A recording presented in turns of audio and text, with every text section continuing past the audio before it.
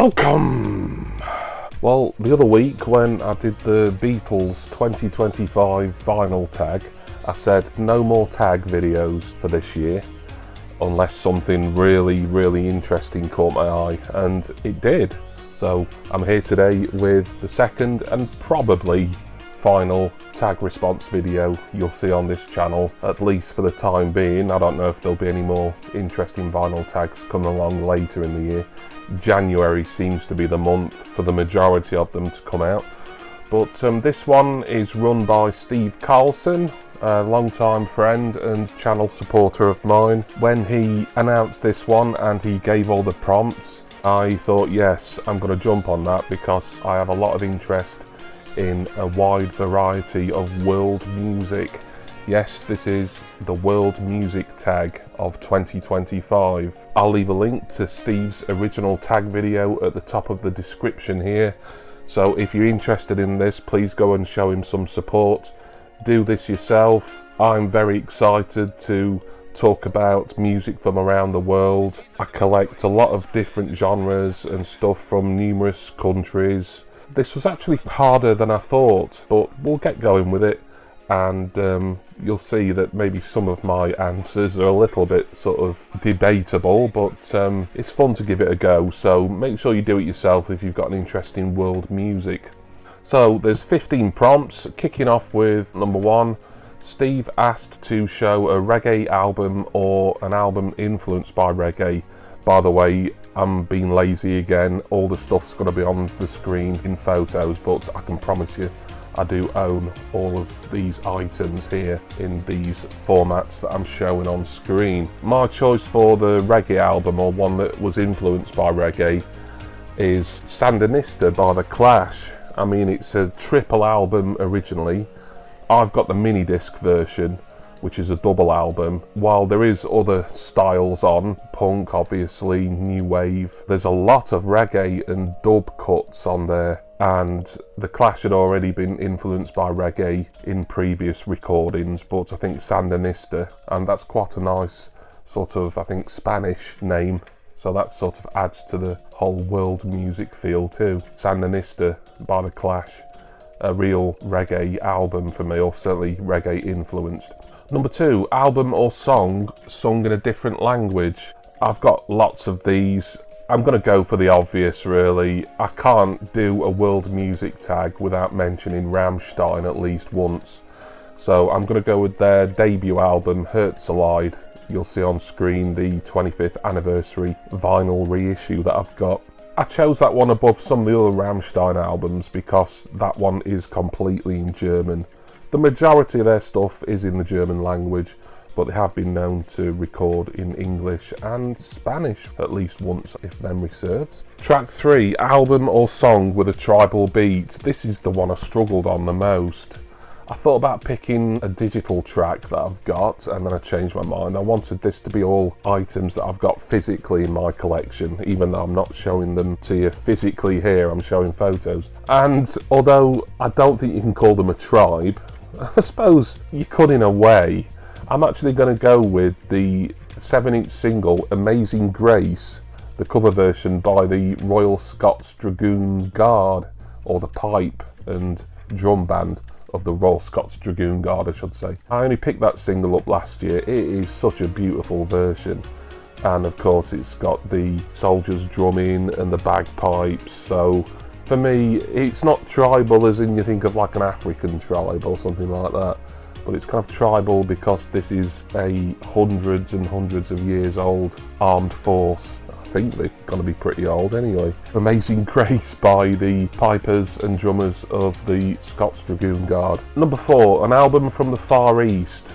This isn't an album. I think it can be an album or a song or a single. I don't think Steve minds how you mix it up really. And obviously I'm showing numerous different formats here. One I went for, which I know is by a Japanese act, is Denki Groove's 12-inch single Falling Down.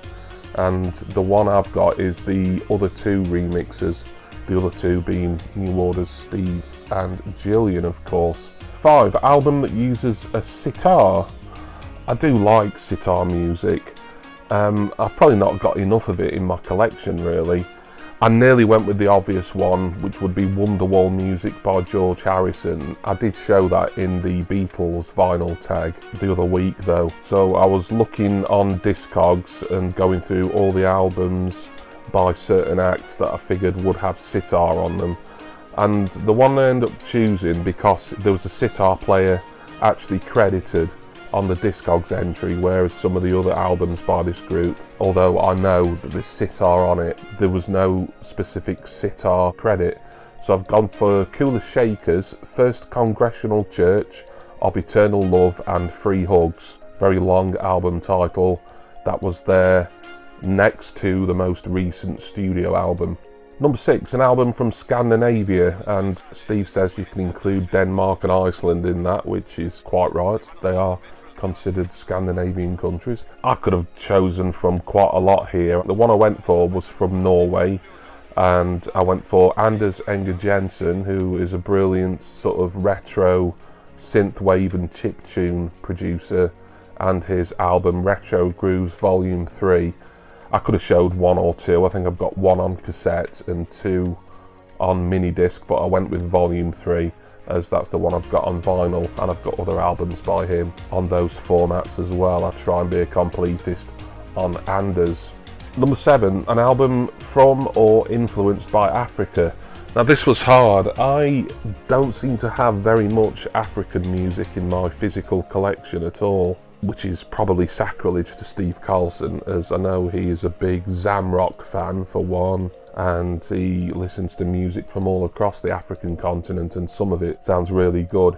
It could well be a rabbit hole that I would easily fall down, to be honest. I had to go with an album by Enigma here, and I've gone for Le Roi est mort, vive le roi, which is A, probably pronounced awfully, and B, it's not got a lot of African influence on it, but there's certainly one track I can think of. I think it's Prism of Life on that album. That's Enigma's 3rd studio album, by the way. That's certainly very African sounding to me, but I did struggle with that one. I'm picking the Enigma album for that, but it's not exclusively all sounding like it's from Africa in any way. It's mostly kind of new age and sort of down-tempo electronica, really. Number 8, an album from Australia.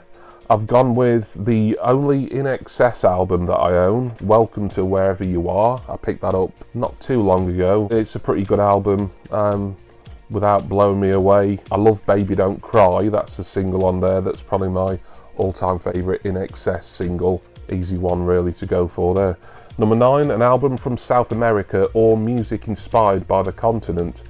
There again, similar to Africa, I couldn't really think of an actual South American artist or specifically overtly South American album, but I've gone with an album from one of my favourite acts that I have on CD. It's the Further Listening Expanded Edition CD that they said at the time, and obviously is widely accepted as being very South American and Brazilian influenced, and that's Pet Shop Boys' Bilingual.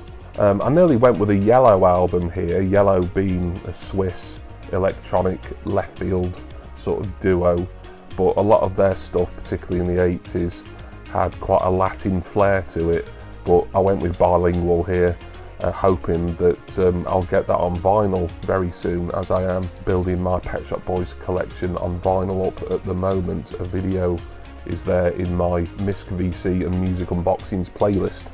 Number 10, music from an island nation besides the UK. Well, I wouldn't have picked the UK anyway. You know what, I'm going to go with my favourite island nation, Ireland, and I'm going to pick the self-titled debut album. I think it was from 1973 by Clannad. I do really like them. They're very folky rather than new agey in those early years in the 1970s, but their entire catalogue is well worth investigating. Number 11, music from or inspired by the Middle East. Another easy one for me based on recent collecting of records. I went with Sade, which was the breakthrough album, the international hit album from Ofra Haza. I've talked a lot about Ofra Haza on Records Roundups over the past few months. Really love her voice.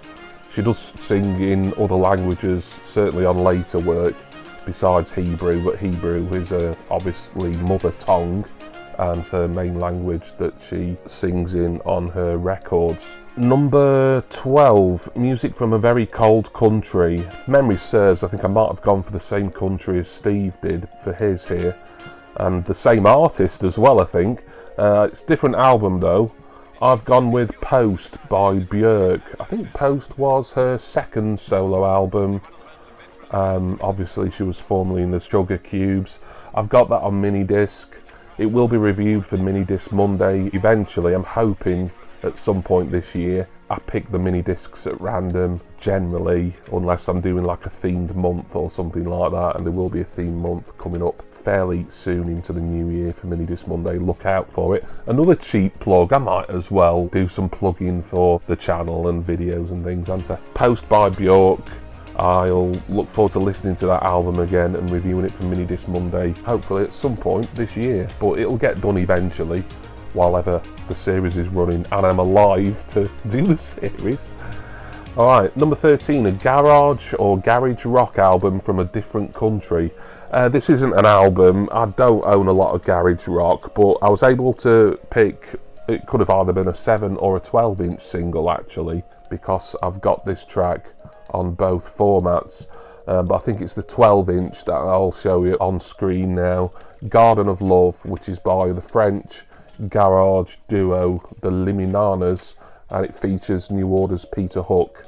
Number 14, favourite album from another country, that's excluding the US, UK and Canada, so I wouldn't have picked any of those anyway. I've gone back to Rammstein again because I just love their most recent album Zeit so much. It is an absolute masterpiece as far as I'm concerned. You'll see the vinyl edition, which I think is the clear vinyl edition, up on screen. I've also got it on CD. Rammstein have been going now for about 30 years, and for them to be putting out their best work yet at this point, you know, almost 3 decades into it, is just incredible. If you're even remotely interested in industrial metal, dance metal, Neue Deutsche Harte, or anything to do with Germany really, you've got to give Zeit by Rammstein a listen because it is a phenomenal record. And the final prompt from Steve is album title or group whose name is hard to pronounce. I'm going back to Ofra Haza here, and this was a record of hers that I bought a couple of months or more back. There's just no English text, there's no English translation on it anywhere for the tracks, the title. You'll see it up on screen. I believe it is pronounced High, which makes it not unpronounceable, but possibly the most pronounceable album by anyone ever, but I'm not sure on that, and I don't want to say that that's how it's pronounced. I couldn't give this an official title myself when I showed it on Records Roundup. All the information in the Discogs database is just in Hebrew. Yeah, I may go to my grave. God, we're going back to death again. I may go to my meet my maker. Never really been certain how to pronounce this Ofra Haza LP, but I think it may be High. Anyway, that's it. That's the World Music Tag. That was a lot of fun. Thank you, Steve Carlson, for running this, and thank you everyone for watching this. Special thanks, of course, go as always to my wonderful subscribers and generous patrons. I'm gonna go now, might listen to some music from around the world.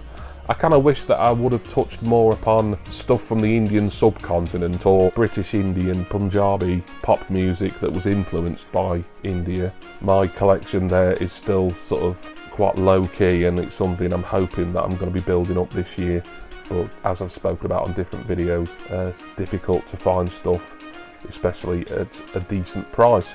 But anyway, I will bid you adieu now and ask that you join me again for my next music collecting and music related video. Cheers everyone.